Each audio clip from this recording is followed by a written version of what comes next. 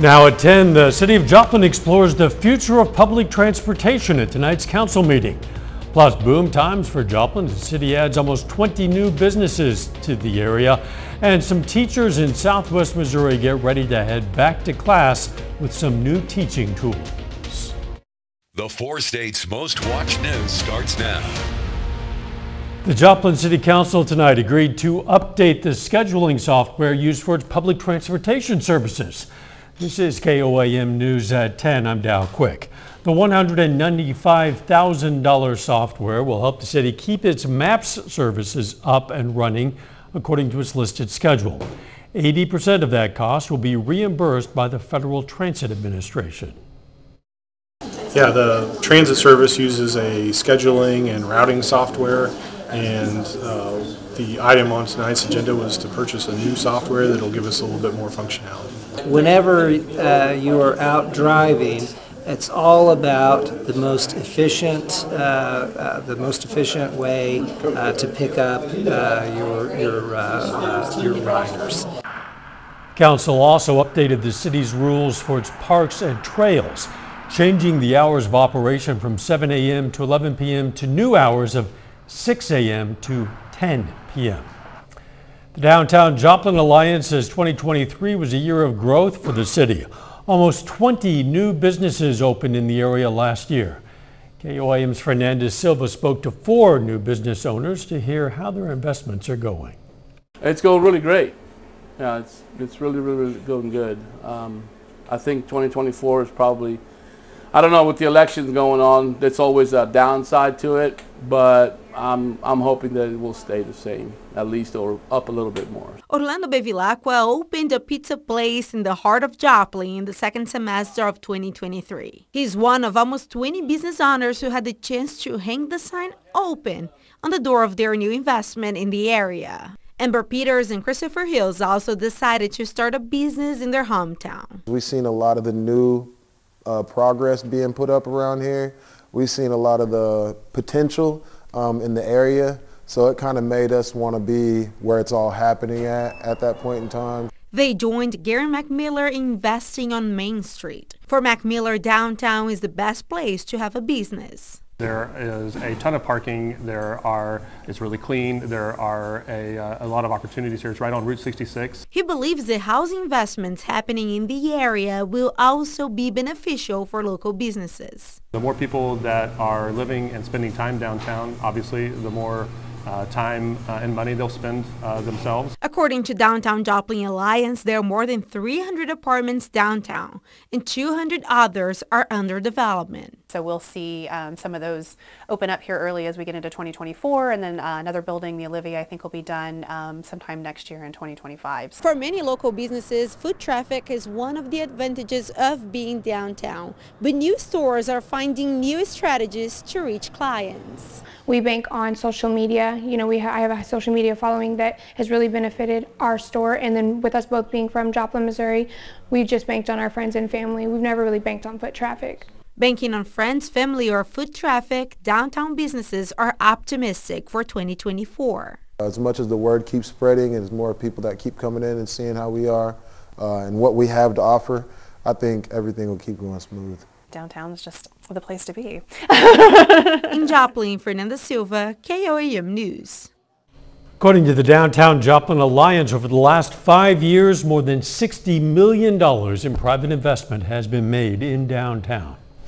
Let's check in with Chief Meteorologist Doug Heddy for a first look at the weather. Yeah, and it was a cool day for us today, but very typical for the beginning of January. High temps, mid-40s. 46 was our high, average high is 45. 21, so a cold start, very frosty start during the morning. So if you're getting up early tomorrow again, if your car is outside, it's going to be another frosty start. Plus, we're going to have some patchy fog across the region. All right, 28 in Joplin, 28 is where we stand in Pittsburgh. We are dry, but again, we're going to get some patchy fog. Upper 20s to near 30 degrees. We'll drop back mid-20s. We are getting a few clouds in our southern counties with a wave passing by to our south, but we're going to stay on the dry side, eventually down to 27, 34 by 10 a.m. And we are tracking rain and snow chances moving in for Friday. We'll talk about that here in a bit. See you soon. Students in our area are set to return to school this week. Teachers in McDonald County, Missouri got a little extra preparation today just ahead of their students' return tomorrow. The development initiative was focused on the latest teaching methods, curriculum updates, and strategies to support the needs of their students. The training encouraged collaboration among teachers. They gave advice to each other to improve the educational experience. Our teachers are excited. I think they would like to see it more. I would too. As a curriculum director, I think that's important. And hopefully we will get there. You know, we want to do things to support teachers and to give them the tools and the resources they need so that they can be successful in the classroom and confident in the classroom. McDonald County will have another development day for their teachers in February. If you're on social media, you might have noticed the growing hashtag Dry January trend. Hashtag Dry January challenges participants to cut out alcohol for the entire month.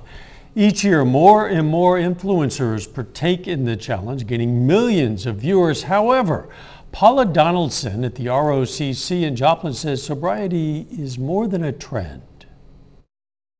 It would be really nice if I could put on that I'm a normal person hat, but that's not my story, but a lot of people would be influenced by their peers, and that is a slippery slope.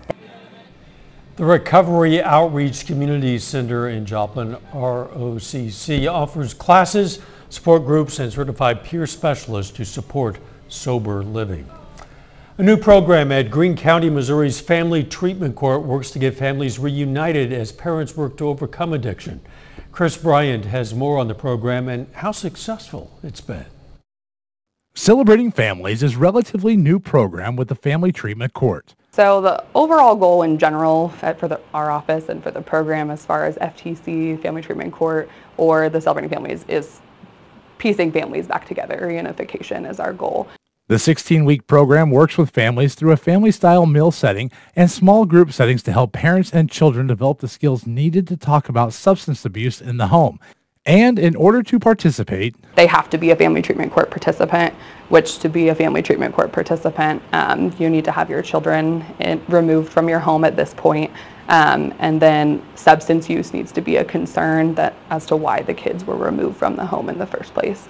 the Celebrating Families program is funded through a grant from the Office of Juvenile Justice and Delinquency Prevention, with a team approach to recovery and reunification of the family by the parents, the children, and the support network. So kids can successfully go home and parents can be in recovery and stable and their kids can remain home with them. And so Celebrating Families is a part of that. Obviously we hope that that creates stronger bonds and is able for kids to stay with their parents longer. So far, 6 parents have completed the program, with the first 2 graduates in August and another 4 graduates in November. Our first round, by the end of the first round, all of the kids were placed in the homes with their parents. And then since then, some of those cases have even closed. The Greene County Juvenile Department received a grant to expand services, including an early intervention court scheduled to start next year. Later in sports, back to school means back to the basketball court. John has highlights from Webb City versus Nevada in just a few minutes. But first, the president of Harvard steps down following plagiarism allegations. Frontenac, Kansas. The president of Harvard, Claudine Gay, resigned today following accusations of plagiarism and the university's alleged mishandling of anti-Semitism on campus since the start of the war between Israel and Hamas. Gay becomes the second Ivy League leader to step down following last month's contentious hearing before the House Committee on Education. Nicole Killian has the latest. 6 months into her tenure, Harvard University President Claudine Gay announced she's resigning so that our community can navigate this moment of extraordinary challenge. Gay's resignation comes nearly a month after she and the presidents of UPenn and MIT faced widespread condemnation following this testimony at a House education hearing on anti-Semitism on college campuses. Does calling for the genocide of Jews violate Harvard's rules of bullying and harassment, yes or no? It can be, depending on the context. It does not depend on the context. The answer is yes, and this is why you should resign. House Republican Chair Elise Stefanik, a Harvard alum, posted, 2 down, referring to Gay and Penn President Liz McGill, who also resigned days after the hearing. While Harvard's governing board initially backed Gay, she faced increasing scrutiny following charges of plagiarism in her dissertation and several articles, including reports of a new complaint filed this week. Gay, who was Harvard's first black female president, denied the allegations of plagiarism and stated, "It has been distressing to have doubt cast on my commitments to confronting hate and to upholding scholarly rigor, and frightening to be subjected to personal attacks and threats fueled by racial animus." It came out of nowhere. Jonathan Frieden is a Harvard law student who attended the congressional hearing and has experienced anti-Semitism on campus. The issues that exist are systemic, and they still need to be addressed. Harvard's governing body says Gay will stay on as a faculty member, and they have named an interim president tonight. There are new calls for MIT's president to step down, although the school's board has said she has their full support. After a year of explosive growth in the use of artificial intelligence, security experts warned the United States is facing increasing hacking threats from criminals in foreign governments in 2024, a crucial election year, of course. On CBS Mornings, Sean Henry, a former FBI executive assistant director and now security chief at CrowdStrike, said that AI has been able to overcome some online security systems, gaining access into corporate networks and spreading misinformation. People always have to look at the source of information. You can't just look at something and accept it as true. You've got to verify where it came from. Who's telling the story? What is their motivation? And can you verify it through multiple sources? On a positive note, he adds that he does not think AI is a major threat to voting machines, mostly because the U.S. election system is not centralized and has wide variation state to state on the way people vote. A little bit later, an MSSU athlete wins MIAA honors today of Athlete of the Week. John's going to break down the numbers for us coming up in sports. Plus, we are tracking a storm system with rain and snow chances. We're going to look at that coming up.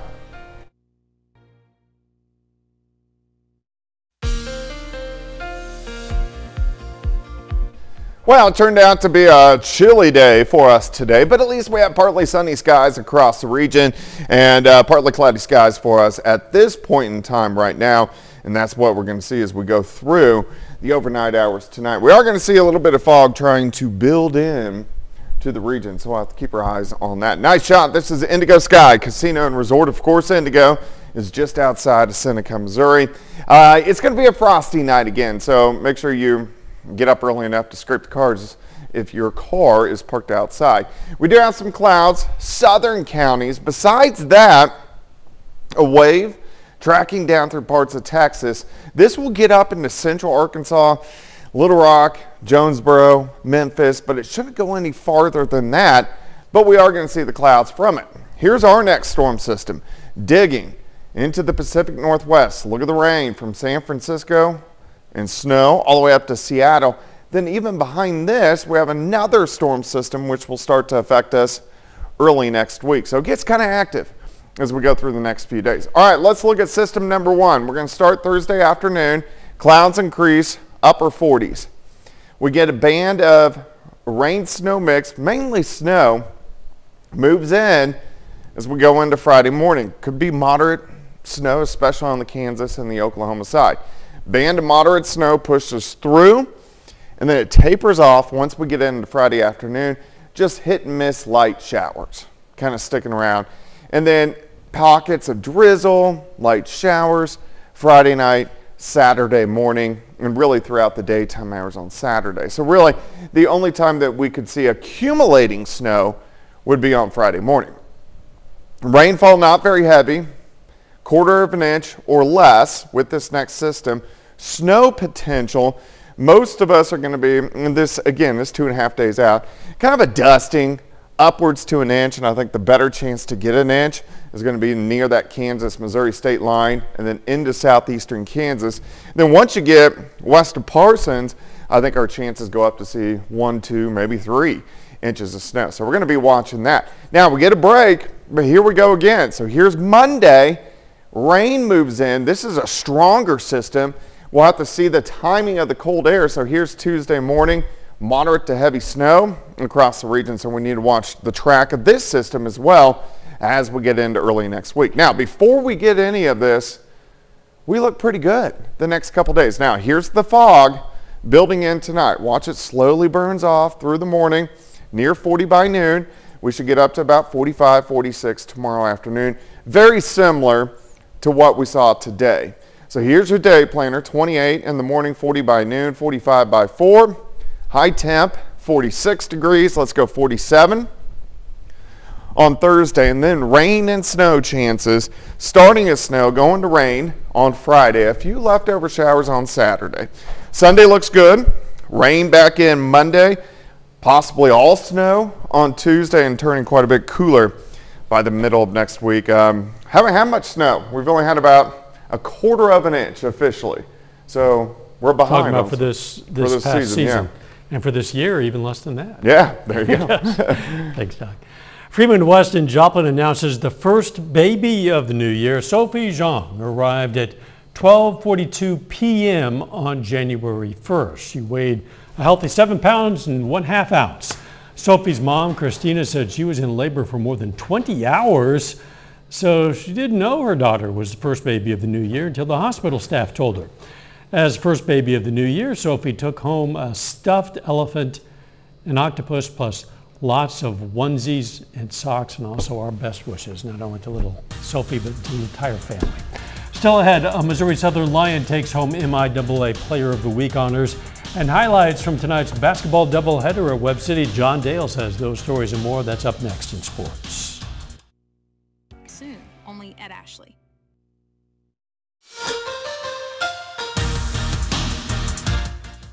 Webb City and Nevada girls basketball each are itching to get back onto the court. The Lady Tigers haven't played in a week and a half. It's been 2 full weeks for the Lady Cardinals since they last played a game. Webb City girls basketball at home this evening, playing host to Nevada. Late in the second quarter of this one, Lady Cards up by 1. Abby Sargent goes down the right alley, hits a layup. That stretches the lead to 3 going into halftime. We go ahead to the third quarter. Pitt State commit Clara Swearingen. It's a tough jumper with the hand in her face. That brings the Lady Tigers within 1. Next Tiger possession, her sister Lucy Swearingen connects from deep. That'll tie the game at 22.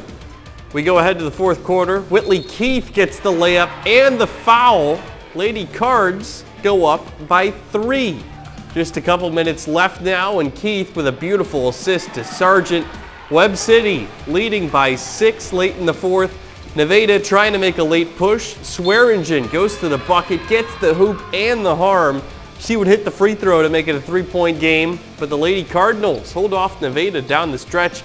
They're winners in back-to-back games for the first time this year. Final score 44-36.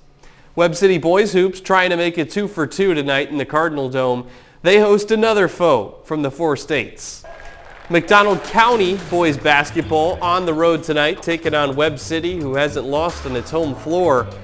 The Cardinal ball movement looking great early. Baron Duda with the steal, and he finds Eli Pace for the easy 2. Next possession, Holton Keith to Omari Jackson, who bounces for Pace for another lay-in. Then off the inbounds, Pace to Jackson, back to Pace, alley-oop back to Jackson. Cards on an 8-0 scoring run, and they're not quite finished yet. Jackson gets the steal here, outlet pass up ahead to Keith. He's one of 4 Webb City players to finish with double-figure points as it turns into a 10-0 scoring run. Josh Pacheco trying to breathe some life into the Mustangs. He hits the 3. He finishes with a team-high 10 points. But this one was all Webb City. Baron Duda leads all scorers with 19 points. He scores here. Webb improves to 4-0 in the Cardinal Dome. They beat McDonald County 81-38. Missouri Southern's Chrislyn Jones is named the MIAA Athlete of the Week. The conference announces this afternoon.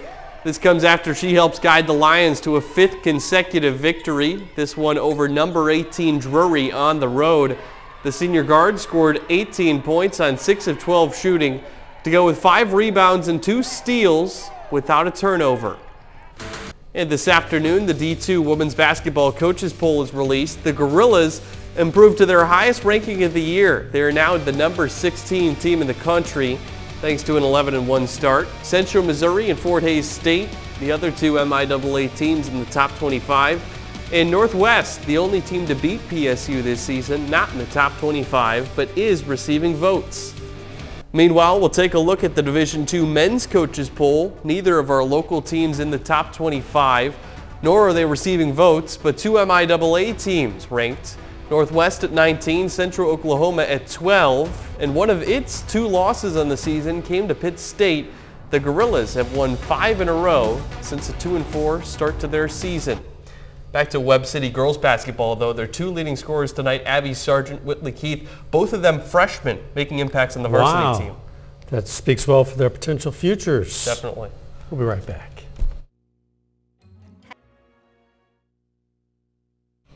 Well, you should be giving your four-legged friend a little extra attention tonight, assuming your four-legged friend is one of these. It's Happy Mew Year for Cats Day. Yes, that is a thing. I did not make it up. It is National Cats Day, according to those who decide this sort of thing. And why shouldn't cats have their own New Year or Mew Year holiday? You can celebrate by pampering your cat, they say, giving them some extra catnip, visiting a shelter, and consider adopting a cat. And don't forget, of course, to wish your cat a happy Mew Year. I kind of doubt that it's going to care much. True. That's my experience with cats anyway. I'm sure there's also a National Dog Day. Don't ask me what it is. I don't know, but you can Google it, and when it comes around, we'll probably mention it at the end of our newscast. Remember that, Ron, our producer? Yeah, he mentioned it to me. As far as he's concerned, every day is Cat Day. All right. Cold night tonight, 46 for us tomorrow. Thanks for joining us. We'll see you tomorrow. Let's make it a great one.